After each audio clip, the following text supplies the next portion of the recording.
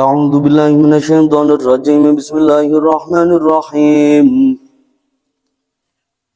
قال المؤلف رحمه الله تعالى ونفعنا به وبعلومه في الدارين آمين يا رب العالمين بسم الله الرحمن الرحيم والبدعة utawi kang aran bid'ah kama qala kaya oleh dawuh sinten sing dawuh asy-syaikhu Zarruq sinten asy-syaikh Zarruq fi iddatil murid ing dalam kitab iddatul murid ingkang kawastanan bid'ah syara'an ing dalam cara syara' iku ihdatsu amrin iku nganyar-nganyarake perkara fitini kang tetep ing dalam agama yushbihu kang nyerupani apa ingkang nyerupani ayyakuna apa yen to ana apa amrun. Berarti fa'ilnya ini berbentuk fa'il masdar muawwal. Jadi fa'il itu teman-teman ada yang berupa isim, ada yang berupa jumlah, dan jumlahnya itu ada yang berupa jumlah ismiyah, juga ada yang berupa jumlah fi'liyah.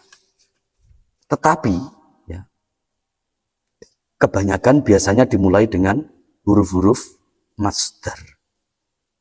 Itulah yang disebut dengan masdar muawwal. Apa yang disebut dengan masdar muawwal itu? Yang disebut dengan masdar muawwal itu adalah jumlah ismiyah ataupun jumlah fi'liyah yang dimulai dengan huruf-huruf masdar. Huruf masdar itu apa saja? Jumlahnya kurang lebih ada 10. Ada lau, ada ma, ada anna, ada an. Ini an, ini salah satunya. Makanya ayyakuna. Yakuna asluhu yakunu. Tapi karena dia dibaca nasab, maka dia dialamati dengan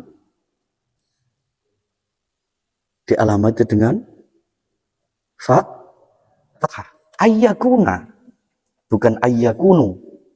Asluhu yakunu, tetapi dia dimasuki dengan huruf an, makanya dia menjadi ayyakuna. An ini termasuk amil nawasib dan dia termasuk huruf yang muamilah atau mu'aribah, huruf yang mempunyai amal yaitu menasabkan, dan dia juga mempunyai maknanya apa? Masdariyah, an masdariyah. Oleh karena itu fi'il mudhari' yang didahului dengan an itu dia kemudian menjadi masdar muawwal. Artinya apa masdar muawwal itu? Masdar muawwal itu bisa diartikan dengan masdar yang ditakwili atau masdar yang diawali dengan huruf masdar. Ditakwili dengan apa? Kata-kata ayyakuna ini bisa ditakwili dengan kaunuhu. Jadi ayyakuna ay kaunuhu. Ayyakuna ento ono opo amrun ono iku khobarikana minhu iku setengah saking agomo walaisa tetapi ne ora ono. Jadi wawunya di sini bukan wawu atof teman-teman, jangan dikira semua wawu atof ya. Wawunya di sini wawu yang mempunyai makna bal atau mempunyai makna lakin, artinya tetapi. Jadi ayyakuna minhu ihdatsu amrin fid dini yushbihu ayyakuna minhu. walaisa tetapi nih ora ono opo amrun, ora ono khobari laisa minhu iku setengah sangking ad-din. Sawaon podo uga kana opo amrun ono iku bisurati iku kelawan rupane au bil haqiqati utawa kelawan kenyataane. Dasare napa liqaulihi sallallahu alaihi wasallam, krana dawuh Kanjeng Nabi Muhammad sallallahu alaihi wasallam. Kanjeng Nabi dawuh, man ahdatsa fi amrina hadza ma laysa minhu fahuwa raddun.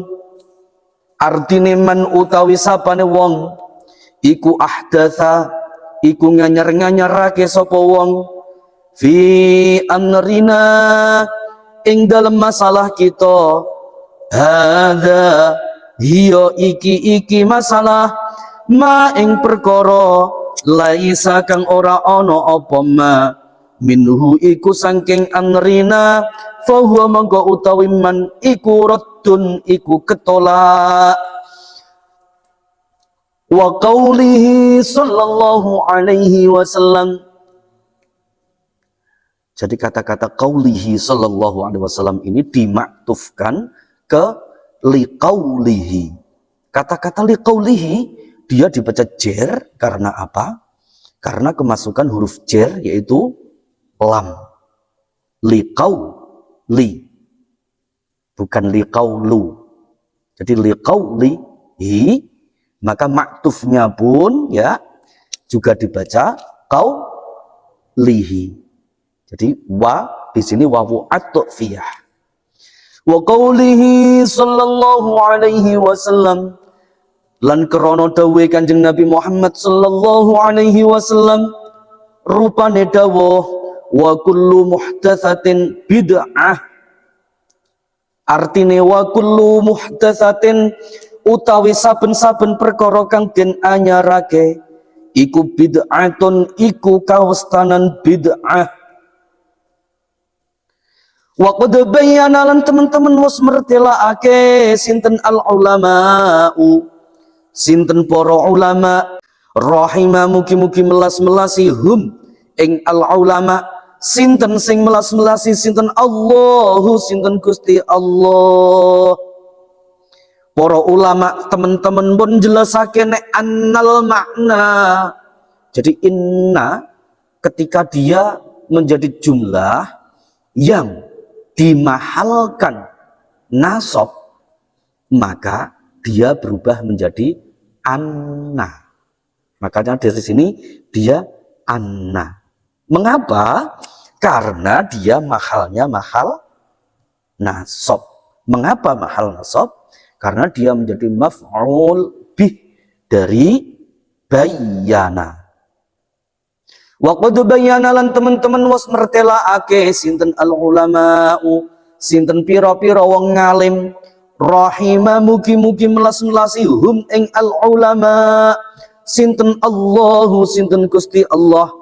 Para ulama niku jelasake sepundi penjelasane annal makna ing sak temene maknane perkara fil haditsaini ing dalam hadis loro al madzkuraini kang sinebut karone iku raji'un iku bali li taghyiril hukmi maring taghyirul hukmi. Dadi ingkang kawastanan muhdatsah, ingkang kawastanan ihdaats ing dalam hadis ingkang wonten teng dhuwur niku wau kados panjelasane para ulama niku artine taghyirul hukmi, artine ngrubah hukum, oleh ngrubah bi'atiqadima kelawan ngeyakini perkara laisa kang ora ana apa ma ora ana iku bukurbatin iku kelawan peparek, diyakini kurbatan ing peparek la mutlaqul ihdatsi ora mutlake ihdath. Alasane nopo? Id qad tanawalathu. Id di sini berarti lil illah, artinya karena. Bahasa pesantrennya kerono, singkatannya ain. Jadi teman-teman nggak usah nulis kerono, tapi cukup disingkat dengan ain. Ain itu simbol dari illah. Idh qad tanawalathu, krono teman-teman was mekuleh hu ing ma, fa'ile di belakang, apa sing mekuleh, apa asyari'atu, apa syariat, merkuleh bi usuliha, kelawan dasar-dasare syariat, fayaku na apa nu apa ni. Ada yang tahu?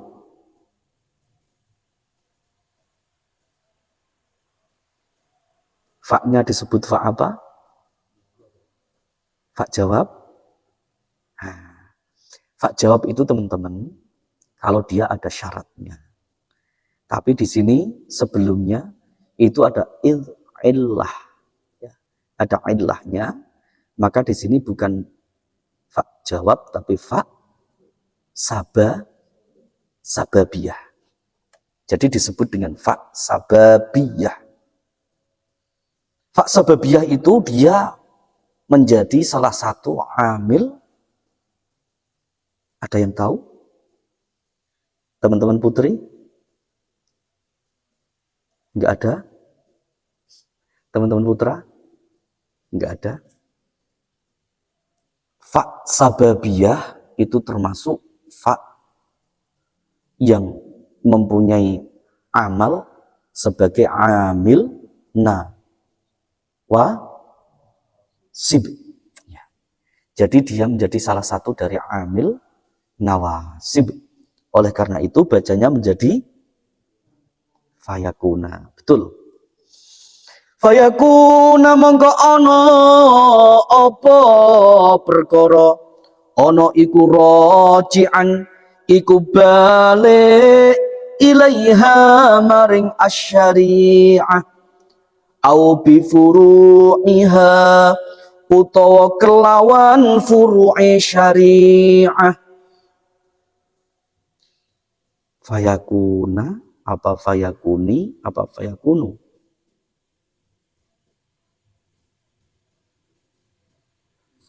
Ada yang tahu? Nah, di sini ada au. Au itu termasuk atof atau tidak? Termasuk ya. Kalau termasuk atof berarti sama seperti yang sebelumnya. Au bi furu'iha utawa kelawan furu'i asy-syari'ah. Fayakuna mongko ana apa al-amr, apa amrun, ana iku muqayyasan iku dikira-kiraake alaiha ing atase syariah. Jadi ini kita belajar tentang bid'ah. Bagaimana penjelasan Hadratus Syekh Hasyim Asy'ari di dalam masalah bid'ah. Di sini beliau menjelaskan wal bid'atu kama qala Syekh Zarruq. Beliau Hadratus Syekh ketika menjelaskan masalah bid'ah, beliau tidak mengambil pendapat beliau sendiri, tetapi beliau mengambil pendapatnya Syekh Zarruq. Siapa itu Syekh Zarruq? Ada yang tahu teman-teman? Pernah dengar? Nggak pernah dengar ya? Nggak pernah dengar teman-teman. Padahal dalam penjelasan masalah bid'ah itu tidak hanya Syekh Zarruq. Imam Syafi'i menjelaskan, Imam Tobari menjelaskan, Imam Ahmad bin Hambal menjelaskan, Imam Malik menjelaskan, tidak kurang dari banyak ulama menjelaskan. Ada Imam Al-Mubarakfuri menjelaskan, Ibnu Katsir menjelaskan, Imam Abdul Bar menjelaskan, Imam Al-Qurtubi menjelaskan, Asy-Syaikh Izzuddin Abdissalam, Ibnu Abdissalam, pengarang kitab Al-Ashbah wan Nadhair tentang qawaid fikih itu juga menjelaskan. Tapi kenapa yang diambil pendapat oleh Hadratus Syekh Hasyim Asy'ari ini malah ulama yang bernama Syekh Zarruq?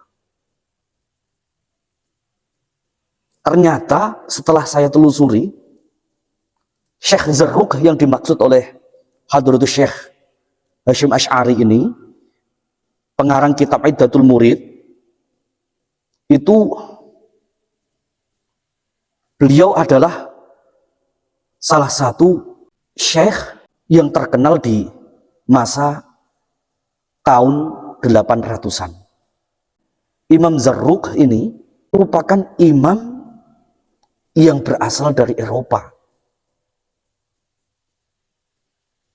Dan bahkan kata-kata Zarruq, kira-kira teman-teman tahu tidak artinya kata-kata Zarruq? Teman-teman pernah dengar bahasa Arab Azraq? Apa itu artinya? Biru. Ya. Azraq artinya biru. Kalau Zarruq artinya apa?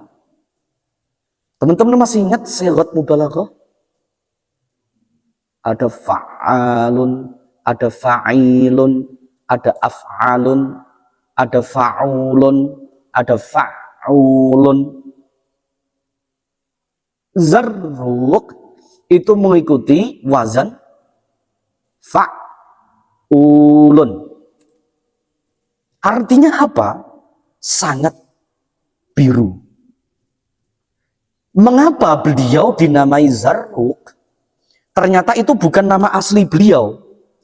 Nama asli beliau itu adalah Asy-Syaikh Ahmad bin Muhammad bin Isa Al-Birinsi Al-Fasi. Nama asli beliau berarti Ahmad. Ahmad putra Ahmad, putra Muhammad, putra Isa. Dan beliau diberi gelar Az-Zarruq yang sangat biru. Karena apa? Karena mata beliau itu, bola mata beliau itu kebiru-biruan. Jadi bule beliau itu. Imam Zarruq itu bule. Mata beliau itu kebiru-biruan karena memang beliau berasal dari Eropa. Ini ada banyak hal yang menarik.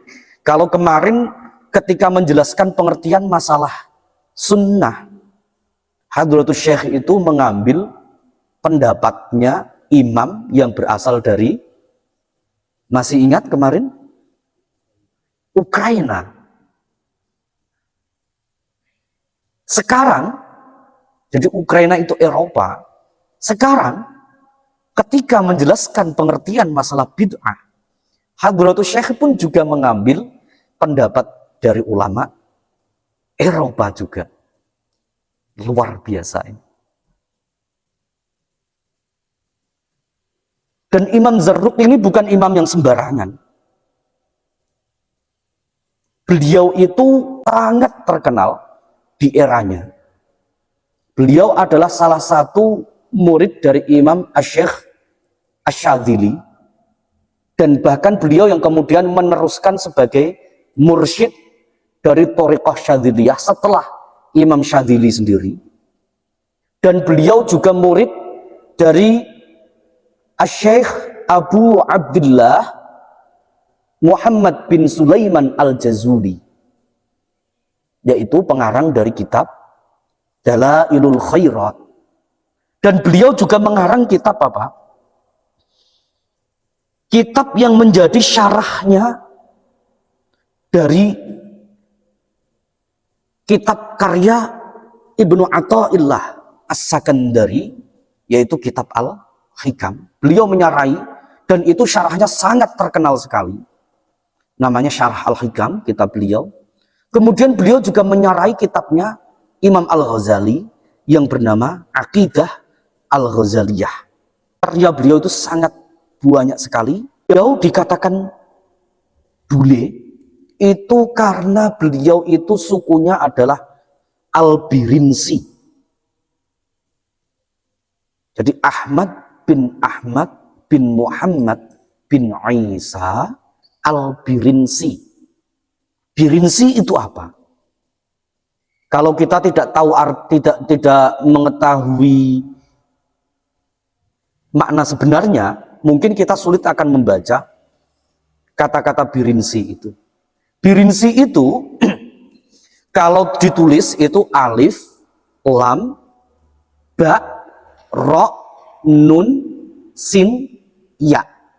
Mungkin orang-orang yang tidak tahu apa itu bisa saja bacanya Al-Burunsi atau Al-Birunsi atau Al-Baronsi. Kalau Al-Baronsi berarti engkang bangsa barong. Malah kacau lagi. Kalau Al-Burunsi berarti engkang bangsa apa itu burun? Burun itu kalau bahasa Turki itu artinya hidung, mongsok hidung. Bukan, teman-teman. Ternyata bacanya itu bukan Al-Burunsi, bukan juga Al-Baronsi, tapi bacanya Al-Birinsi. Birinsi itu ternyata adalah berasal dari kata-kata Birinsia atau Pirinsi. Pirinsi itu sebuah suku, nama suku yang berasal dari Gunung Pirinsia. Teman-teman bisa search di Google, apa itu Gunung Pirinsia? Mount of Pirinsia. Mount of Pirinsia itu adalah sebuah gunung yang menjadi batas antara Prancis dan Spanyol. Berarti berada di Eropa Barat Daya. Berada di Eropa Barat Daya. Itulah leluhur beliau itu berasal dari situ. Berasal dari daerah-daerah situ. Dan kemudian ayah ibu beliau, kakek-kakeknya Imam Az-Zarruq tadi, itu kemudian melakukan migrasi sampai ke Maroko. Dan kakek-kakek beliau, ibu bapak beliau kemudian menetap di kota Fas, Maroko. Kemudian Syekh Az-Zarruq itu lahir di sana. Jadi asal keturunan beliau berarti dari daerah asal Spanyol, Perancis tadi. Pertengahan antara Spanyol dan Perancis. Tetapi beliau lahirnya di Fas atau di Maroko. Dan Imam Zarruq ini, Masya Allah, luar biasa beliau. Beliau itu lahir dalam keadaan ibu bapaknya miskin. Kemudian beliau usia 7 tahun, itu ibu bapak beliau itu wafat. Kemudian beliau diikutkan sama nenek beliau. Nenek beliau itu namanya Ummul Banin. Ummul Banin itu bukan nama sebenarnya. Nama sebenarnya adalah Aisyah. Tapi beliau disebut dengan Ummul Banin karena apa? Karena beliau itu suka merawat anak-anak. Itu kakeknya neneknya Syekh Az-Zarruq. Dan neneknya Syekh Az-Zarruq ini bukan seorang perempuan biasa, tapi seorang perempuan yang luar biasa. Karena pada saat itu beliau itu merupakan rujukan hukum, ahli hukum, rujukan hukum di kaumnya. Dan beliau selain ahli hukum, ahli fikih, ahli tauhid, beliau juga seorang waliullah perempuan, seorang sufi juga. Dan Syekh Az-Zarruq ini diajari oleh beliau, oleh Ummul Banin, oleh neneknya tadi, diajari sejak dari kecil, diajari untuk apa?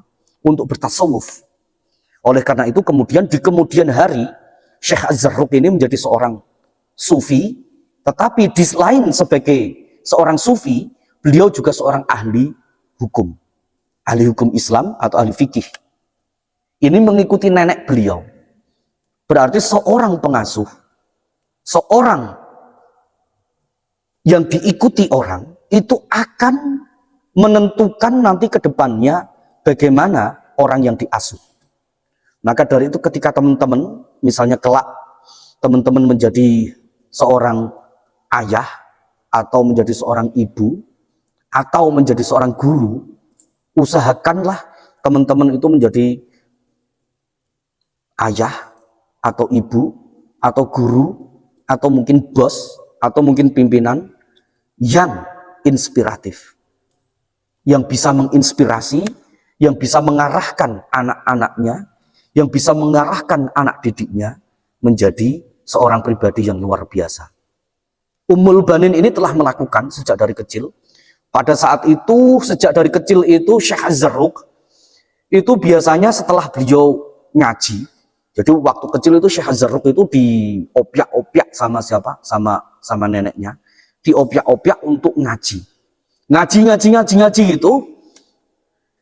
Setelah pulang ngaji, biasanya beliau kelaparan. Setelah kelaparan, datang ke neneknya, ke Ummul Banin. Bilang, nenek saya lapar, saya ingin makan. Apa yang dilakukan Ummul Banin? Si neneknya dari Syekh Az-Zarruq tadi. Yang dilakukan beliau, itu beliau bilang begini, Zarruq, aku itu tidak punya apa-apa. Aku itu tidak kerja. Dan itu dilakukan berkali-kali. Bayangkan, misalnya teman-teman kelaparan, mau makan. Teman-teman sudah pada makan belum? Belum ya? Oke. Nanti kita cepatkan ini, terus setelah ini teman-teman makan. Pada masak sendiri? Masak sendiri, oke. Teman-teman putri juga bisa masak sendiri. Harus bisa masak sendiri ya. Oke.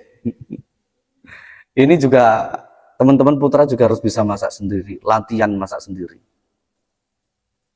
Karena seseorang yang bisa masak itu suatu saat dia bisa, selain untuk kebutuhannya dirinya sendiri, dia juga bisa apa? Di saat-saat terpaksa mungkin bagi yang teman-teman ikhwan itu bisa masak sendiri. Bahkan kadang mungkin bisa masak dalam keadaan misalnya ada bencana. Teman-teman bisa masak di situ. Bisa memberikan manfaat kepada orang lain. Bayangkan teman-teman sedang kelaparan, teman-teman tidak punya uang, teman-teman menggantungkan seseorang. Terus ketika minta makan, kemudian bilang aku nggak punya apa-apa, itu apa yang akan terjadi kira-kira di hati teman-teman?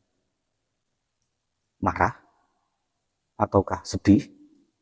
Ataukah nangis? Atau teman-teman akan bekerja untuk supaya bisa makan? Kira-kira bagaimana? Syekh Zarruq pada masa itu masih kecil beliau, masih umur 9 tahunan. Bayangkan masih umur 9 tahun. Biasanya beliau setelah diomongi begitu sama neneknya, beliau kemudian sedih. Beliau ternyuh saja sama neneknya. Tapi kemudian apa yang dilakukan oleh neneknya? Ummul Banin ini kemudian berkata begini, tapi jangan sedih. Jangan sedih Zarruq. Kita itu punya Allah. Ya. Lawang burung saja yang dia tidak bisa pergi kerja ke kantor saja. Dia tidak bisa pergi kerja seperti manusia saja. Dia bisa dapat rezeki. Pulang pagi dalam keadaan perut lapar. Pulang sore, pergi pagi dalam keadaan perut lapar. Pulang sore dalam keadaan perut sudah penuh dengan makanan. Itu burung. Jadi jangan khawatir Zarruq. Itu cerita dari Ummul Banin tadi. Jangan khawatir, kita itu punya Allah. Ayo. Jadi Ummul Banin ini suka membuli beliau. Jadi suka ngeprank. Tapi ngeprank bagus ya, bukan ngeprank yang jelek. Syekh Zarruq di prank seperti itu dulu. Langsung digini. Tapi jangan sedih Zarruq. kita itu punya Allah. Ayo kita keluar rumah yuk. Siapa tahu nanti di apa? Di pojokan sana nanti Allah ngasih rezeki ke kita. Kemudian keluar dari rumah berdua gitu. Ternyata di pojokan rumah ternyata sudah ada makanan. Kemudian hari berikutnya juga sama. Jangan sedih, Zaru. Kita itu punya Allah. Yuk kita naik ke atas genting yuk. Mungkin di atas genting ada makanan. Naik ke atas genting. Ada makanan beneran. Itu hebatnya Ummul Banin. Karomah beliau itu luar biasa. Beliau tidak pernah kerja. Beliau menghabiskan waktu. Itu ulama perempuan ini teman-teman. Jadi jangan dikira yang menjadi wali itu hanya apa? Hanya laki-laki saja, bukan. Perempuan pun juga bisa menjadi wali. Salah satunya adalah Ummul Banin tadi, neneknya Syekh Az-Zarruq. Dan hebatnya beliau dari Eropa. Ya. Jadi jangan dikira wali itu hanya perempuan saja, atau jangan dikira wali itu hanya dari Timur Tengah saja, atau jangan dikira wali itu hanya dari Jawa saja. Dari suku manapun, dari bangsa manapun, idza aradallahu syai'an ayyaqula lahu kun fayakun. Di dalam kitab manaqib dari Sayyidina Syekh Al-Qutb Rabbani wal Ghathus Samadani, Sayyidina Syekh Abdul Qadir Al-Jilani diceritakan bahwa suatu saat murid beliau mengikuti jalannya Syekh Abdul Qadir Al-Jilani di suatu malam di Baghdad, tapi tiba-tiba baru berjalan sebentar saja, sekejap saja, mereka kemudian sudah sampai kemana? Ke Konstantinopel. Al-Qustantiniyah. Di dalam manaqib kan dijelaskan seperti itu. Konstantiniyah itu artinya Konstantinopel. Pada saat itu Konstantinopel belum Islam. Belum ada Sultan Muhammad Al-Fatih, belum ada Sultan Sulaiman Al-Qanuni, belum ada tokoh-tokoh Islam yang kita kenal itu belum ada. Tetapi di Konstantinopel pada saat itu masih menjadi pusat kekristenan sedunia. Karena pada masa itu Romawi Barat sama Romawi Timur itu bersaing. Romawi Baratnya itu Italia, Roma itu. Kalau Romawi Timur, ya Konstantinopel itu, yang sekarang berubah menjadi Istanbul. Pada masa itu, Kristen di Romawi Barat sama Kristen di Romawi Timur, itu saling bersaing. Tetapi Kristen di Romawi Barat kalah, yang menang adalah Kristen di Romawi Timur, yaitu di Istanbul saat ini, atau Konstantinopel, atau Konstantin dalam bahasa Inggrisnya, atau Konstantiniyah dalam bahasa Arabnya. Dan akibatnya Konstantinopel menjadi pusat dari kekristenan dunia pada saat itu. Tapi anehnya, Sayyidina Syekh Abdul Qadir Al-Jilani itu dengan mudahnya datang ke Konstantinopel. Kemudian di sana beliau melantik seorang yang tinggi besar. Ini kalau di dalam manaqib yang kadang teman-teman baca itu, baik di Nurul Burhani ada, Lujainuddani ada, di Jawahirul Ma'ani ada. Hampir di semua manaqib Sayyidina Syekh Abdul Qadir Al-Jilani berbagai versi ada cerita itu. Ada seorang tinggi besar dengan kepala pelontos dilantik menjadi wali. Ternyata dia itu 1 jam sebelum dilantik tadi, dia adalah orang Kristen dari Konstantinopel.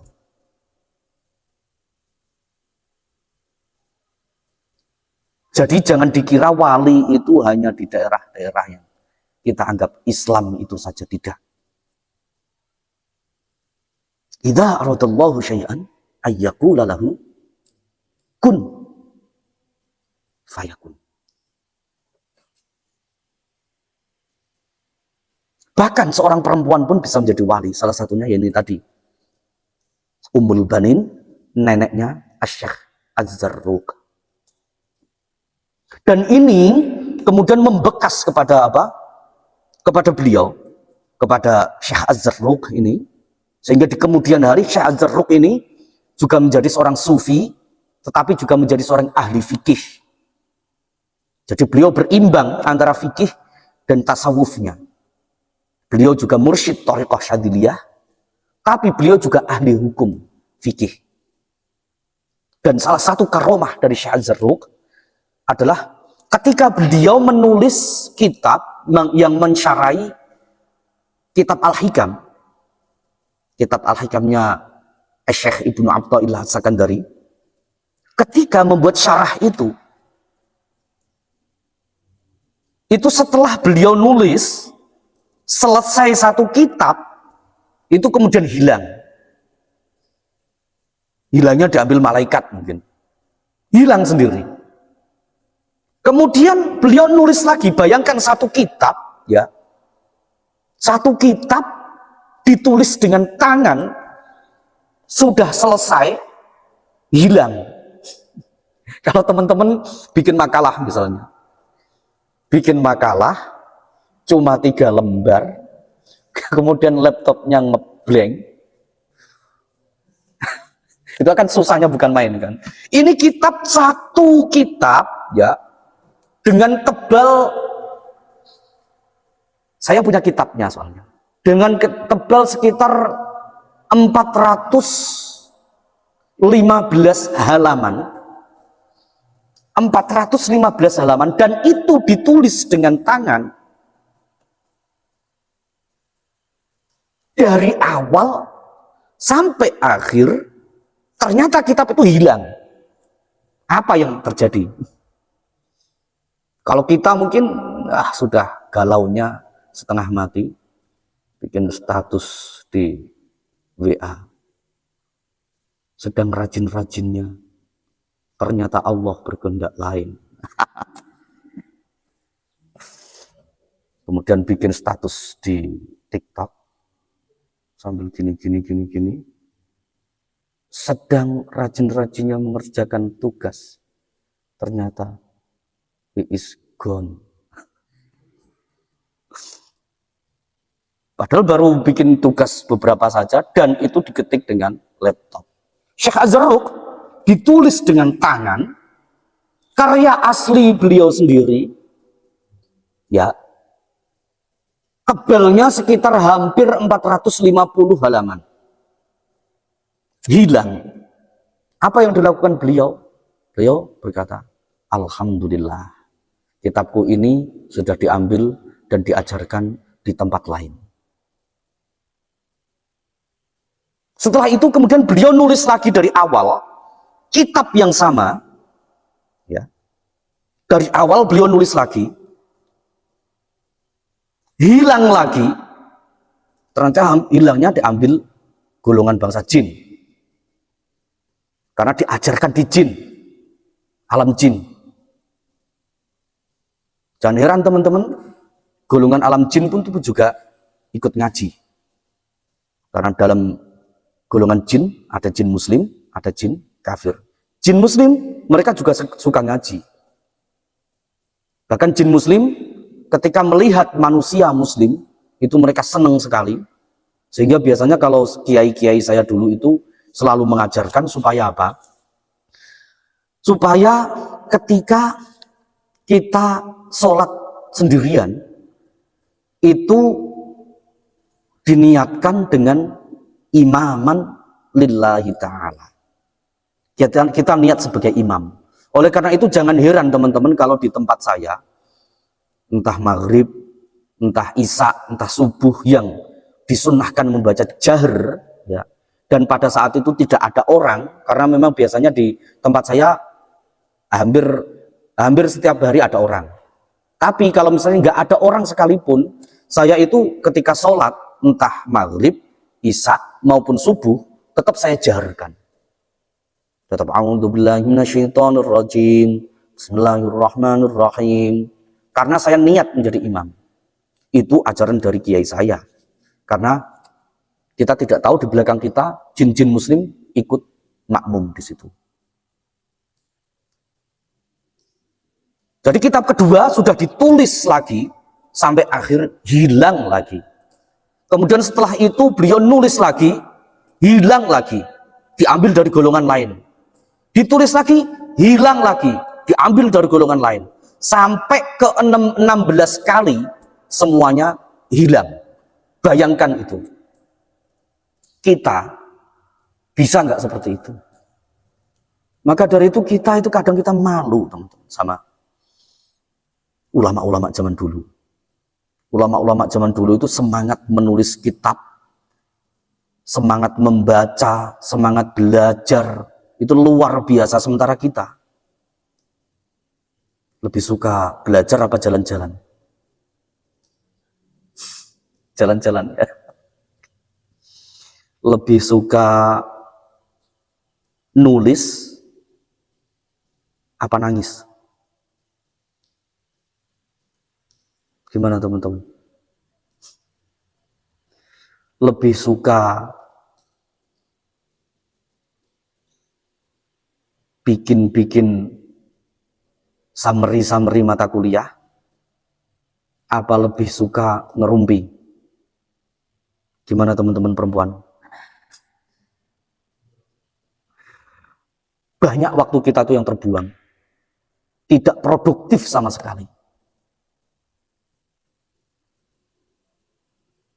Kita tuh sebenarnya harusnya malu sama beliau-beliau itu. Sampai sekarang yang kita gunakan ya kitab-kitab beliau pada abad-abad dulu itu. Teman-teman ini mungkin mumpung masih di bangku perkuliahan, usahakan teman-teman coba mulai menulis sebuah buku. Upayakan untuk menulis sedikit demi sedikit. Karena itu nanti selain akan berguna untuk teman-teman, juga akan apa? Berguna untuk bangsa dan negara kita. Seperti itu ya teman-teman ya. Ini Syekh Az-Zarruq ini hanya satu kitab itu. Padahal karya beliau itu hampir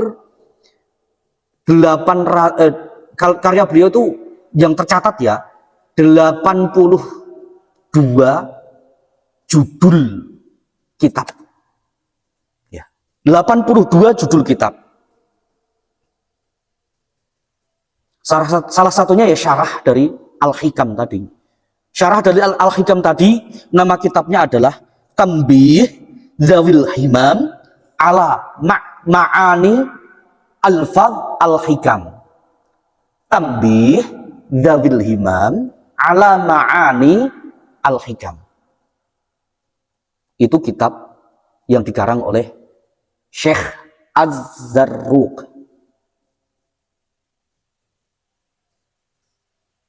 Tentang tasawuf. Itu ditulis sampai tadi 16 kali, itu hilang terus. Hilangnya entah diambil malaikat, diajarkan untuk apa? Ke kaum yang sana.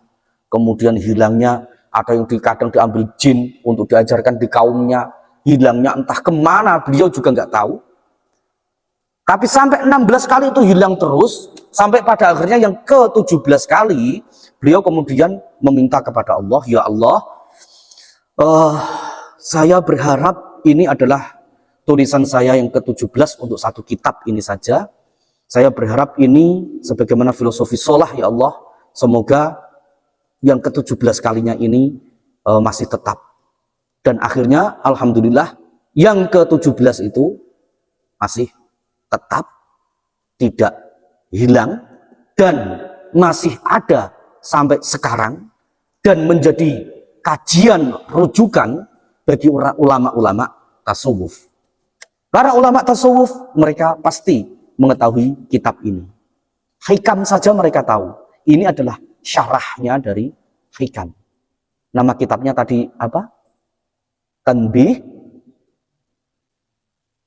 Ada yang masih ingat?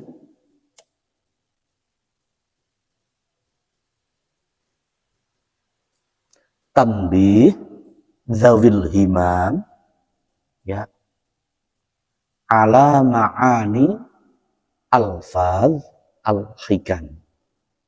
Saya punya kitabnya, bentuk PDF-nya juga punya. Kalau teman-teman pengen miliki bisa hubungin saya.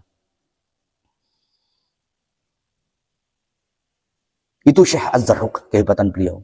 Beliau seorang sufi, seorang mursyid, pengamal dalailul khairat juga. Berarti kalau dirunut, saya ini masih satu perguruan sama beliau. Tapi beda jauh. Beda tingkatan jauh sekali. Saya juga dalail khairat. Beliau juga dalail khairat. Tapi beliau dalail khairatnya luar biasa. Sementara saya cuma 7 tahun. Beliau hampir seluruh hidupnya. Teman-teman tahu kan Dalailul Khairat? Dalailul Khairat itu satu kitab, di situ adalah berisi sholawat, dan di situ biasanya sambil puasa. Ada yang tidak sambil puasa, tapi kebanyakan sambil puasa. Puasanya setiap hari kecuali hari-hari yang diharamkan. Itu Dalailul Khairat. Tapi selain beliau juga seorang sufi, beliau juga seorang ahli fikih. Jadi ingat teman-teman, antara tasawuf sama syariat itu harus imbang. Mengapa? Karena tasawuf itu bermainnya di bagian hati, dan bagian hati ini rentan diserang oleh iblis, rentan diserang oleh syaitan, rentan diserang oleh hawa nafsu, ya. Sehingga sebagai penyeimbangnya adalah ilmu syariat, yaitu ilmu fikih. Bahkan teman-teman jangan bertasawuf dulu sebelum teman-teman menguasai ilmu fikih.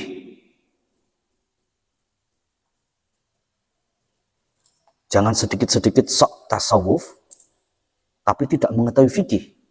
Tasawuf itu sangat perlu, harus. Tetapi ada tingkatan-tingkatannya. Tidak sembarangan. Ya. Jangan hanya sekedar membaca buku. Ikutilah ulama-ulama yang bersanad. Ikutilah kiai-kiai yang benar-benar mursyid. Dan jangan lupa pelajari juga fikih. Ini yang menjadi keseimbangan. Dan Syekh Az-Zarruq ini beliau menyeimbangkan kedua-duanya. Beliau adalah ahli fikih, ulama mazhab Maliki. Inilah yang kemudian mengapa diambil oleh Hadratus Syekh Hasyim Asy'ari. Beliau berusaha mengambil referensi dari ulama yang selain terpercaya, itu juga supaya diterima oleh berbagai kalangan. Bukan karena Hadratus Syekh itu dari mazhab Syafi'i, kemudian beliau mengambilnya, pendapatnya dari mazhab Syafi'i saja, tapi yang beliau ambil justru malah dari yang berpaham Maliki. Sehingga apa? Sehingga dengan demikian, kalau kita lihat gaya cara Hadratus Syekh membuat mengambil referensi ini, itu beliau tidak hanya sekedar mengambil referensi, dari ini, dari ini, bukan. Beda kalau kita yang penting di internet ada, ya, kopas saja. Tidak. Hadratus Syekh, beliau benar-benar diseleksi. Tidak hanya yang terpercaya, tapi juga dengan muatan hikmah supaya bisa diterima oleh berbagai kalangan.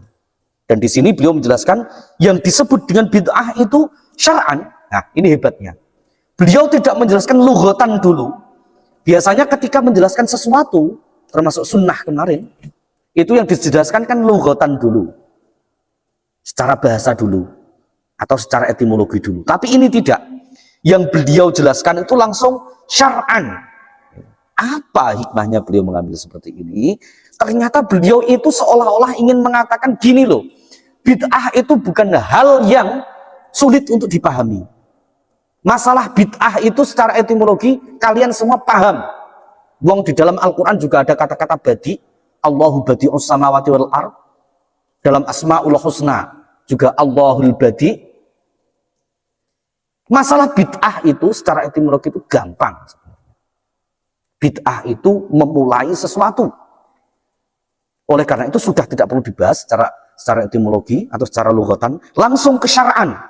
Yang diambil adalah ihdatsu amrin fid-dini yushbihu ayyakuna minhu, yaitu ihdatsu amrin, yaitu membuat suatu hal yang baru fitini dalam masalah agama, dan hal itu yushbihu menyerupai apa ayyakuna. Inilah kehebatan Hadratus Syekh, beliau mengambilnya seandainya beliau fa'ilnya itu dengan tidak menggunakan masdar muawwal, misalnya langsung yushbihu, itu bisa. Tapi kenapa beliau repot-repot ditambahi dengan masdar muawwal, jadinya yushbihu ayyakuna. Mengapa repot-repot seperti itu? Ternyata kalau kita artikan itu berbeda, teman-teman. Kalau kita terjemahkan dalam bahasa Indonesia, misalnya seperti ini.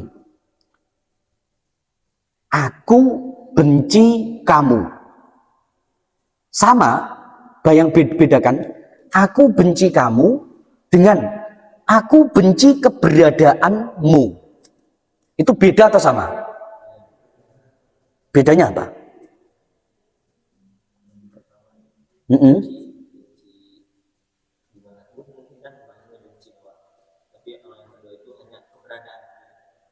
Hanya keberadaannya dia. Oke. Berarti kalau aku benci kamu, itu berarti aku benci pada seseorang itu. Pada pribadi orang itu. Ya.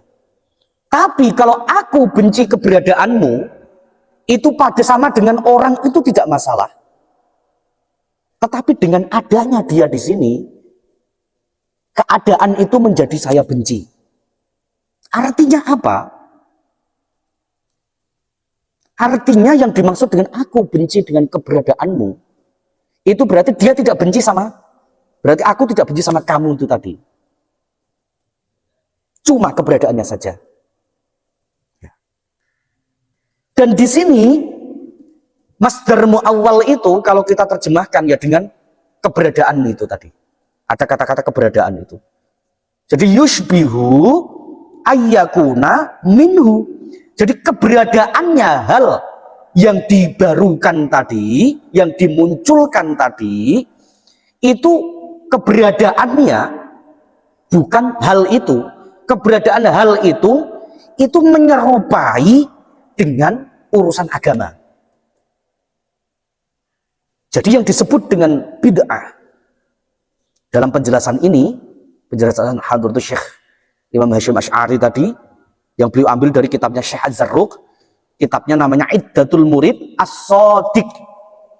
Saya punya kitabnya juga ini, Iddatul Murid As-Shadiq namanya.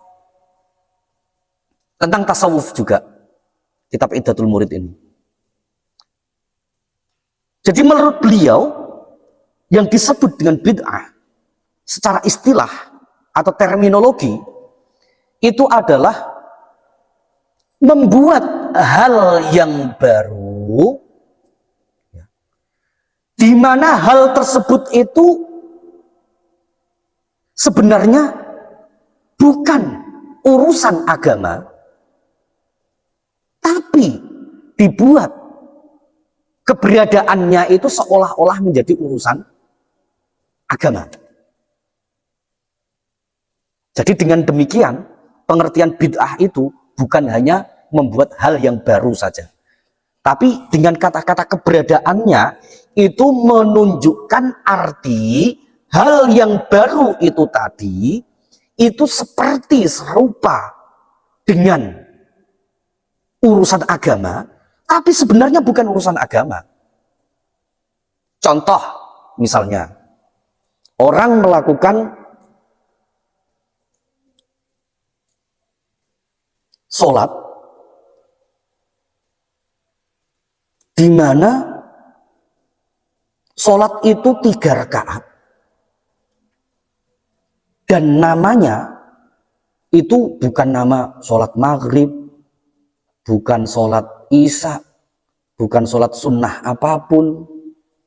Dia misalnya memberi nama sholat li'ilqa'i qalbil habib, misalnya sholat untuk menundukkan hati kekasih. Nah Kacau itu kan. Dia seolah-olah seperti masalah agama. Karena apa? Karena ada kata-kata sholatnya.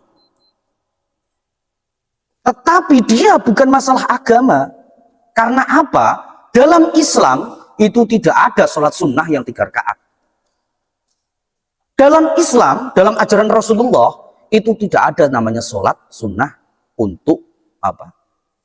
Menundukkan hati kekasih yang jumlahnya 3. Itu enggak ada. Itu yang disebut dengan bid'ah, teman-teman. Ya. Jadi tidak semua hal itu dikatakan bid'ah. Tidak semua hal yang dibaru-barukan itu tidak semuanya disebut dengan bid'ah. Tapi kita juga jangan salah paham. Orang-orang yang suka mengatakan bid'ah, itu mereka juga tahu bahwa bid'ah itu dalam masalah agama, bukan dalam masalah urusan dunia. Itu sudah bukan pembahasan lagi.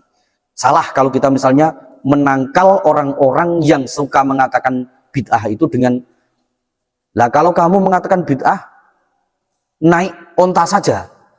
Salah kita mengatakan begitu. Mereka paham bahwa yang disebut dengan bid'ah itu bukan dalam urusan dunia. Dengan mudah kita akan disangkal, itu kan urusan dunia. Bid'ah itu tidak dalam urusan dunia. Yang disebut dengan bid'ah itu dalam urusan apa? Agama. Seperti itu. Tapi mereka tidak paham dalam urusan agama yang bagaimana. Apakah misalnya seperti orang selamatan, misalnya, orang bancaan, itu kemudian disebut bid'ah? Apakah misalnya orang tahlilan, ini juga dalam hal agama juga, tahlilan kan dalam hal agama juga, apakah itu kemudian disebut bid'ah? Mereka tidak tahu ilmunya. Karena tidak semua di dalam hal agama itu kemudian disebut dengan bid'ah. Karena apa? Tadi ada yusbihu ayyakuna, menggunakan masdar muawwal tadi. Seolah-olah. Ya, artinya apa? Artinya perlu dipilah-pilah. Dan pemilah-milahannya bagaimana? Ini nanti di kitab Risalah Ahlussunnah wal Jamaah itu sampai beberapa halaman ini nanti akan dipilah-pilah semua. Jadi dari halaman ini, dari halaman berapa ini? 6 sampai halaman 8 ini nanti itu akan dipilah-pilah. Ada namanya, ke depan nanti kita akan belajar, ada namanya mawazinul bid'ah. Itu ada. Dan ulama-ulama generasi salaf, baik Imam Syafi'i, Imam Maliki, Imam Hanafi, Imam Hambali, semuanya paham masalah bid'ah. Semuanya juga menjelaskan masalah bid'ah, semuanya juga membagi-bagi bid'ah itu, ada bid'ah yang baik, ada bid'ah yang tidak baik, walaupun dengan istilah yang beda-beda. Ada yang menggunakan istilah bid'ah hasanah, ada yang menggunakan bid'ah sayyi'ah. Lawanannya, padanannya, ada yang menggunakan istilah bid'ah mardiyah, ada yang menggunakan bid'ah dolalah, ada yang menggunakan bid'ah batilah, ada yang menggunakan bid'ah sahihah. Menggunakan istilah yang berbeda-beda, tapi intinya sama. Intinya yang disebut dengan bid'ah itu tidak bisa digebyah uyah. Jadi di dalam kita, di dalam Ahlussunnah wal Jamaah itu, kita itu terbiasa memerinci berbagai hukum. Kita tidak terbiasa menggebyah uyah atau menggeneralisir semua urusan, itu tidak. Kita dari ulama-ulama salafus sholih, generasi salafus sholih zaman dulu, itu kita sudah terbiasa memerinci urusan-urusan. Jadi tidak kita generalisir. Misalnya di dalam masalah hukum halal atau haram. Orang nikah itu hukumnya bagaimana? Kita tidak terbiasa mengatakan kemudian an-nikah sunnati. Faman rohiba an sunnati falaysa minni. Tidak bisa langsung begitu. Tidak bisa kemudian digebyah uyah bahwa nikah itu adalah wajib. Tidak bisa begitu. Kita terbiasa memerinci hukum orang nikah itu ada kalanya wajib, ada kalanya sunnah, ada kalanya cuma mubah, ada yang kadang-kalanya makruh, ada kalanya hukumnya malah haram. Bagaimana hukum nikah yang haram itu? Misalnya saya ingin menikahi si A, tapi tujuan saya menikahi si A itu karena saya dulu pernah dihina oleh ayahnya si A. Kemudian saya pengen balas dendam kepada ayahnya si A. Cara balas dendam saya adalah dengan merusak anaknya. Anaknya saya dekati, kemudian saya nikahi, kemudian setelah itu saya permainkan, kemudian setelah itu saya cerai. Nah itu haram hukumnya. Nikah seperti itu haram. Jadi kita orang-orang Ahlussunnah wal Jamaah An-Nahdiyah ini terbiasa memerinci hukum-hukum dalam masalah hukum-hukum tertentu, hukum-hukum Islam. Kita tidak terbiasa menggeneralisir. Bahkan orang berbohong sekalipun, itu tidak kita bisa generalisir, bohong itu adalah perbuatan yang jahat. Bohong itu adalah perbuatan yang jelek. Tidak bisa kita generalisir. Karena bohong itu juga diperinci, ada bohong yang haram jelas. Tapi bahkan ada bohong itu yang wajib. Misalnya apa bohong yang wajib itu? Misalnya ketika ada orang mau dibunuh, orang itu tidak salah, dikejar-kejar mau dibunuh, kemudian dia bersembunyi di rumah kita, kemudian si orang yang mau membunuh tadi mendatangi rumah kita, tanya, apa si fulan ada di tempatmu? Dia mau aku bunuh. Kalau kita mengatakannya, berarti kita membahayakan nyawa orang itu, kita wajib bohong di situ. Itu pun tidak bisa kita generalisir. Kalau misalnya saya jujur, kalau misalnya saya bohong dan dia tahu, nanti justru malah keluargaku yang akan dibunuh, berarti aku harus mencari solusi lain. Itulah kita. Ahlussunnah wal Jamaah An-Nahdiyah. Kita terbiasa memerinci berbagai hal. Supaya apa? Di dalam manajemen risiko, ilmu modern itu, ilmu manajemen risiko itu, kita dibiasakan untuk membuat plan A, plan B, plan C, plan D. Di mana plan-plan itu disesuaikan dengan kasusnya. Kita tidak boleh misalnya, saya harus menjadi seorang presiden. Kemudian ketika tidak menjadi seorang presiden, akhirnya menjadi gila. Tidak boleh begitu. Boleh kita punya cita-cita, tapi kita punya cita-cita A, cita-cita B, cita-cita C, cita-cita D. Oke, saya harus menjadi seorang presiden. Kalau tidak bisa menjadi presiden, ya sudahlah menteri saja. Kalau sudah tidak bisa menjadi menteri, ya sudahlah mungkin gubernur saja. Kalau tidak gubernur, ya sudahlah bupati saja. Kalau tidak bupati, ya sudahlah camat dulu, camat. Kalau tidak camat, ya sudahlah lurah lah, nggak apa-apa. Kalau nggak lurah, ya sudahlah ketua RW saja. Kalau nggak ketua RW, ya sudahlah misalnya ketua RT saja. Kita harus punya plan. Supaya apa? Supaya ketika terjadi suatu benturan, keadaan yang tidak sesuai dengan keinginan kita, itu kita tidak jeglek, tidak gila. Dan di dalam menghadapi hukum-hukum itu di Ahlussunnah wal Jamaah An-Nahdiyah itu, kita terbiasa diajarkan oleh guru-guru kita, kiai-kiai kita diajarkan oleh beliau-beliau untuk menjadi pribadi yang kreatif. Memerinci berbagai hal, tidak kemudian diglobalkan semuanya. Misalnya kalau diglobalkan semuanya, repot kita. Misalnya kita globalkan, hukumnya menikah itu adalah wajib. Kacau bagi mereka yang masih jomblo-jomblo ini.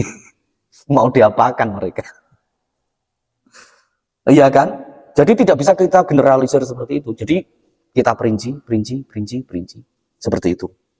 Jadi itu penjelasan beliau yang disebut dengan bid'ah. Beliau tidak menjelaskan secara etimologi karena kemungkinan wallahu a'lam menurut beliau masalah bid'ah secara etimologi itu kita semuanya sudah paham. Tapi masalah bid'ah secara terminologi itu kita banyak yang salah paham. Sehingga sebagian saudara-saudara kita suka membid'ahkan karena mereka tidak paham masalah terminologi bid'ah itu. Sementara kita ini sangat paham sekali. Kita di siang malam kita ngaji kitab kuning, kitab Turas, warisan para ulama salaf dulu yang menjelaskan tentang bid'ah itu sudah banyak sekali. Nah, supaya tidak salah paham, di sini Hadratus Syekh menjelaskan bahwa yang disebut dengan bid'ah secara syarak itu adalah membuat hal-hal yang baru, ya, yang hal-hal itu keberadaannya diserupakan dengan urusan agama. Ya. Keberadaannya diserupakan dengan urusan agama. Kata-kata keberadaannya diserupakan dengan urusan agama ini berarti ya itu menimbulkan nanti ada hal-hal yang kelihatannya itu seperti urusan dunia, tapi dia menjadi seperti urusan agama. Nah, disinilah nanti kemudian apa? Kemudian nanti ada yang namanya mawazinul bid'ah.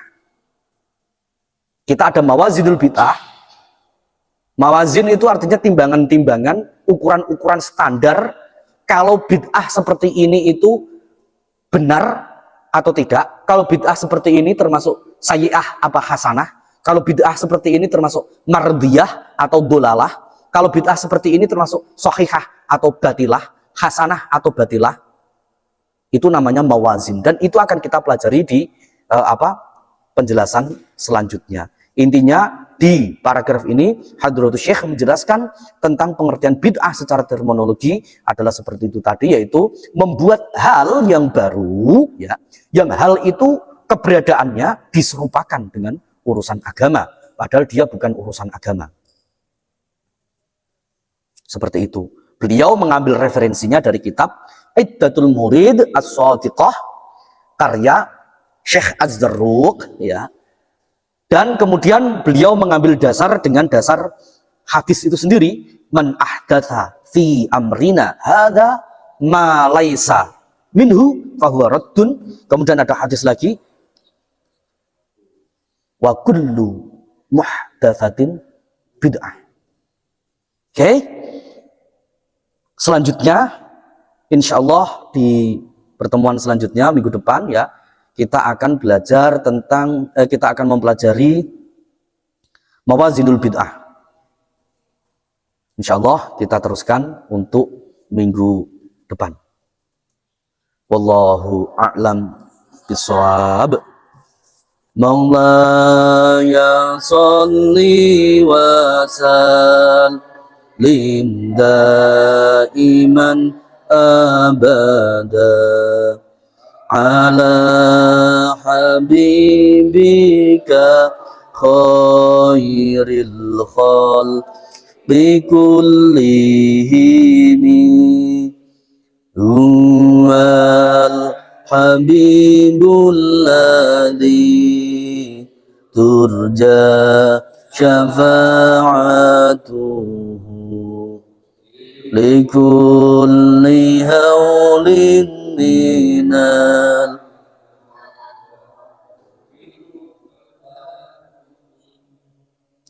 ya Rabbi bil Mustafa balligh maqasidana waghfir lana ma madha ya wasi'al karami